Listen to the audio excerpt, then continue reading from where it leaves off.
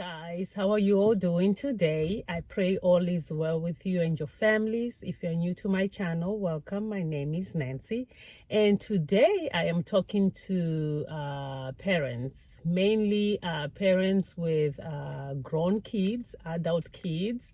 However, if you have kids, then stay tuned because you might benefit from what I'm going to share with you today. But before I dive in this matter, my prayer for you is that you will never have to see this path or go down even a little mile in this path. But if you are a parent and you're already in this path with your own grown child or children, my prayer is for God to heal your broken heart. So guys, today I am talking about how you can mend your broken heart as a parent. So first, let me take you along in my own path, what I went through this journey, and hopefully you will learn something from this. I had to ask me some hard questions as to why I was feeling what I was feeling. And this is from physical pain issues, like heart issues. My blood pressure went high. I was really feeling my right hand side. I had pain, and this was caused by something I was feeling in my heart, and this was part of the brokenness I was feeling, because it was just pain after pain after pain. Questions I had for myself was asking myself whether this heartbreak was due to the shame I was feeling for the family, or the disappointment that I was feeling because of my own expectations of her not being met, or was this piling of unforgiveness towards her from other prior heartbreaks that had happened before, and this was just another blow? Or was it the fear of the consequences that my daughter had to go through or suffer because of her bad decisions? Or was it a question of why would God allow the devil to use my daughter like this, you know? So there were so many questions I had, and of course the answer did not come right away. And if God did give me the answers to the questions, I probably did not hear, because I was so clogged up with disappointment, with anger, with shame, and all those stuff. And I was just numb at that point and in shock. So if God said something to me, I did not hear at all. Those who are new to my channel, let me save you the time of going back to my old videos to figure out what I'm talking about. So the reason I started this channel was because of this shocker that my daughter put me into, that she was now a stripper. That's how all these things started. So mind you, before telling me this news, is it a few months back? Is it a few months back? Yeah, it's a few months back. She dropped another news that she had dropped out of college and she didn't want to continue with her studies, and she was only 2 semesters away from graduating. And then after she told us that news, 2 months later, my mom passes away, transitioned to go to heaven. And that was a shocker, because we did not expect that to happen at all. Then months later, that's when she comes and tells us about her being a stripper. So all this was just pain after pain after pain after pain. After that news, my life went into shambles. I just spiraled down into darkness. I was stuck. I was numb. However, in December of 2021, a day after Christmas, that's when God came to my rescue. Something happened, and it can only be God. That's a story for another time. Something happened, and I just saw light. And January came, it became clear. January of 2022, it became clear as to what God was telling me to do and what I needed to do. So at first I just thought either I'm going crazy, I am crazy, or this thing has really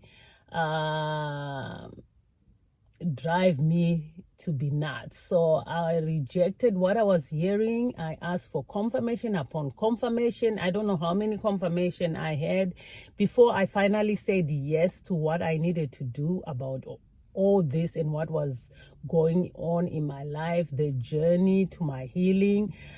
And all that. So in February, that's when I decided to open this YouTube channel. It was February of 2022, just last year.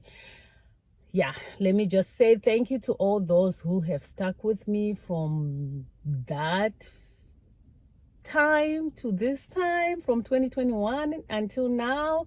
Thank you. God bless you guys. Yeah, it's still a journey. I am learning and I am just taking one step at a time. So anyways, let's get back to the story. After the shock, I just felt this compassion for my daughter. I just couldn't confront her about the issue. I just had compassion over her. But this compassion came with avoidance. I avoided her. If I see her sitting in the sitting room, I wouldn't sit there. If I see her sitting in the wherever, I would avoid her. There was no way I was gonna be seated with her one-on-one because I had nothing to say. I didn't know exactly what to say to her or what to conversate with her. And it's only later on that I knew that my avoidance was because of the shame that I was feeling for her and the disgust. I was more like disgusted by the whole entire thing that she was doing. So it was that I felt compassion, yet I was avoiding her. I don't know if it makes sense. Anyways, eventually I opened my mouth. Remember, I was numb. I couldn't even pray. I just thought, okay, well, it is what it is. I continued as if I was praying. That's what I was telling myself. Like, you know what? I forgave her. I moved on. Yet, really deep down, I was numb. So eventually I opened my mouth and asked God to intervene in this whole situation as to what we needed to do. And I just needed help in mending my heartbreak, and God came through.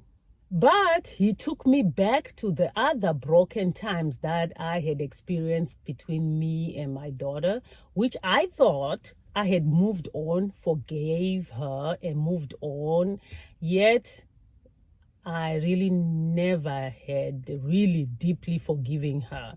So it seemed like I was holding on to what she had done prior to this situation. So God took me to all those broken times that I needed to heal and to be mended. So we had to go through that journey again. Everything was on the table. That's when I went through the journey of blaming myself, a journey of regrets, a journey of what ifs. You know, I had to ask myself deep questions. I had to sit down with my husband because, you know, when kids make horrible decisions, it's gonna change your marriage. Something in your marriage is gonna be shifted, whether good or bad. So we had to have some deep conversations with my husband and myself. And once we were on the same table and agreeing on the stuff we needed to do, that's when we decided to conversate with my daughter. It's when the tough love began. We sat down with her. We asked her, of course, why she did what she did. And of course, we did not get the answers we wanted to hear, but at least we asked why. We expressed our disappointment, and we also expressed our forgiveness for her. Do you know, my daughter at that time, she looked at me and she actually thought I was being sarcastic. That's what she actually told me. Oh, you're being sarcastic because this is not how you would act normally. I said, you know what? Yes, you are right. I would have, who knows, did something horrible. But guess what? The Holy Ghost killed that monster in me. So this is what you are getting. Yes, I do really forgive you for what you have done.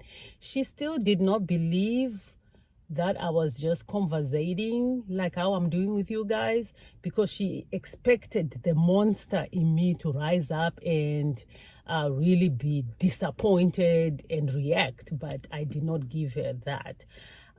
So we were met with a lot of brick wall and an army that was really ready to defend her. So she was very defensive and she wouldn't crack. She just told us, yeah, I do it because I want to make money, and this is the new 20 something whatever, and it's no big deal. So we just took the information that she gave us and we sat on the information that we had and we processed it. So after processing all that, weeks later, we sat again with her and then we laid our consequences on the table. We told her to choose wisely on all the options that we had given her, because we were not going to enable this behavior because this was extreme of the extreme. So our consequences had to be also extreme so that the message will be understood clearly. We told her to take her time, choosing wisely, because we were not going to back up no matter what. Because her decision was extreme to choose to do that to her own self, and we also had to come up with extreme consequences. So we made it very, very clear, and some of the things we laid on the table was like, if she chooses to continue in her so-called job, then effectively by end of that month she was supposed to move out, find a apartment, move out, leave the vehicle that we bought, and take her belongings like clothes and just move out. If she doesn't find a place, she can go to the so-called friends who were telling her that you make money in this kind of job. So we had told her she's welcome to go live with her friends. Or you quit the job today, you find a real job where you work 40 hours a week, just like everybody else, and we will verify that job. You are now going to pay your own internet. For our internet, we were going to time it. There was not going to be internet in her room, and there was not going to be a feeding of any kind for her. She had to contribute in buying groceries, and she had to pay her own phone. So we removed her line from our line, and we told her she was going to pay her own phone and start paying car insurance and all those small things. That was option number 2. And we were going to make sure by certain time of the night we lock the doors. So the dad changed the door number so that when she come late, she won't be able to get in but to knock, and then somebody has to get up and open the door. And the only hours that we were going to open the door was before 11 p.m. After that, wherever you are, you sleep there. That was the thing. Yeah, it sounds harsh, but we had to do what we needed to do at that time. Of course, a lot of things changed dramatically from that point on. Of course, she was angry. We felt like she was even sinking more deeper. But by that week, she decided to quit the job, which was a good choice. Whether she quit because she had no choice or she quit because she really thought about it, we don't know. But the point is, she did quit. She found a job. And mind you, this thing is happening after I already started the channel. We were already in that process of healing and doing all these things. So she eventually found a job, started working a 40-hour job, and saved her money. Then months later, she came to us. She said, "You know what? I am grown. I feel suffocated. I just think we'll have a better relationship if I move out and just start my life by myself." You know what? We said, okay, let's think about this. We don't wanna, you are saving money. It's not like you're paying rent here. All you're doing is paying for food stuff, your phone, and few other things.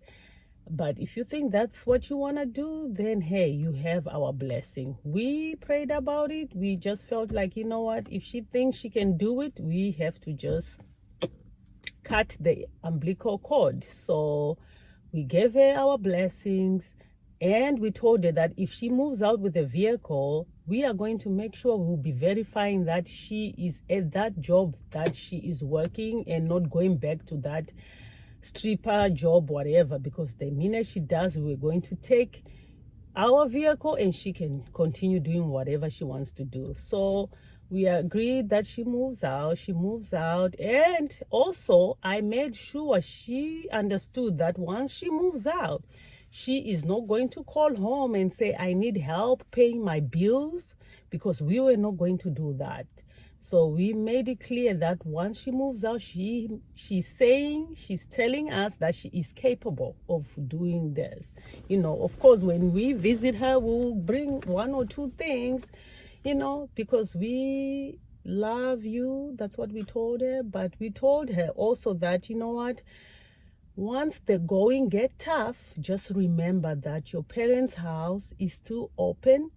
You're welcome to come back home, but we are not going to help you pay your bills. So we made it clear that she can come back home anytime if the going gets tough. So apparently she is doing well. We praise God.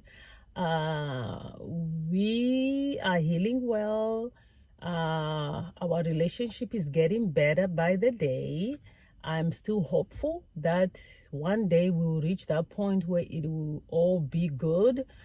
All we can do is pray for her, hope for the best, surrender everything to God, and wait for God to move on His time. But we are hopeful. So guys, if you are a parent that is in a similar situation, my message to you is don't give up. At first, the journey is going to seem like it's taking you to hell. It will look like you are sinking because some days are going to be really dark. But keep on believing God, trusting Him that he or she is already delivered and set free from whatever is pulling them away from you or whatever darkness they may have fallen into. Just keep believing that God is able to deliver them. If they insist that they don't believe in your God, don't let that faze you. You keep on stepping. They will catch up later. You keep on praying. You keep on believing that they are the righteousness of God. They are already delivered and set free. You keep on doing your part and leave the rest to God. You keep on pushing for counseling, and hopefully counseling will help them take that step they need to take, since they claim they don't believe in your God. Hopefully counseling will be that first step. Who knows? But you keep on pushing for that counseling. That's the step where we are right now. We're gonna keep on pushing until she says yes to that counseling. But just know that He is able. Don't lose hope. Don't give up no matter what. You keep being that parent you need to be. Keep reaching out and believing God, and He will make it happen for you. I hope this helps. This is all I have for this video. Thank you for watching, guys. You have a blessed and wonderful week. I'll see you in my next video. Thank you. Bye.